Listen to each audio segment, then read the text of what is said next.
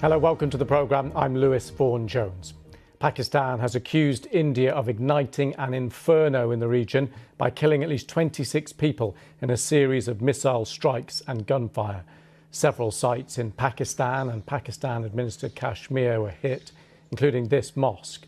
The National Security Council says India's actions caused grave danger to commercial airlines, endangering thousands of lives, and that Pakistan's armed forces have been authorised to undertake corresponding action. Well, India said it hit 9 sites targeting what it described as terrorist infrastructure. It said no military facilities had been attacked.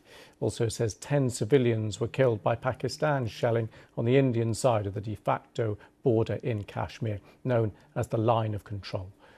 Well, tensions between the nuclear-armed neighbours have escalated since last month's attack in Indian-administered Kashmir, in which 26 civilians were killed. India accuses Pakistan of backing cross-border terrorism, a charge Islamabad strongly denies. While in Muzaffarabad, in the main city in Pakistan-administered Kashmir, troops cordoned off streets around that mosque that Islamabad said was hit by an Indian missile. BBC Urdu's Farhat Javad sent this. Just few meters from here is the Bilal Mosque, which was one of the targets of Indian strikes last night. This whole area has been cordoned off. There is a heavy presence of the troops of Pakistan Army and other security forces here who are not allowing anyone to go past this point. The building of the mosque has been completely damaged. We can see debris and large fragments of metal rooftops scattered everywhere. You can see one metal piece here as well. And these are the scenes that we have seen almost everywhere. Not only the building of this mosque was damaged, but some of the houses which were very close to the mosque, they are also partially damaged. Most of the residents, they had left last night. Some of them had managed to come back today to assess the damages to their properties and also lock their doors. I have spoken to some of them who say that they were fast asleep when they heard explosions and they saw huge sparks of light when the missiles struck this building. One of them says that we were sleeping when we heard the first blast. He says that we ran out of our homes with our families and children. The kids were terrified and shocked, and everyone was screaming. He says, another resident I have spoken with, he says that the streets were filled with people fleeing in fear and unsure of what was happening. A sense of fear, uncertainty and trauma is not limited to this part only. But as we walk through the city, we can see that the impact of this attack is on everyday life is quite visible. Streets are quiet, but atmosphere is quite tense and people are trying to make sense of what happened last night.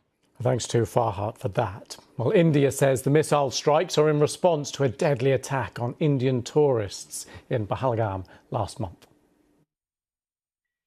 The whole country is happy that we took revenge. Our country gave a befitting reply to those who killed innocent people. Our enemy countries should get this message. We have information from every corner, and if we have to take more such action in the future, we will do so with more strength. Well, our correspondent Samira Hussain is in Delhi. She told us more about the response from the Indian government so far.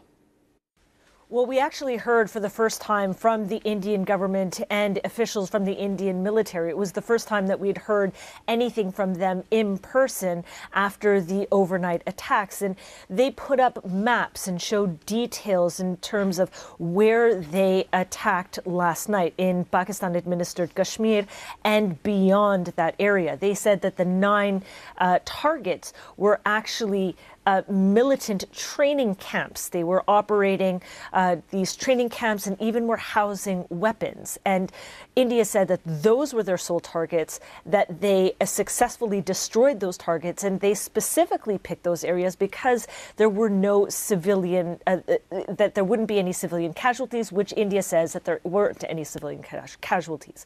Of course, Pakistan denies all of this, denies that there were militants operating in the areas that they targeted, And they have said already that dozens of civilians have been killed in those strikes and even more have been injured. So it's a lot of what you're hearing from Pakistan, from India rather, being countered by Pakistan and vice versa.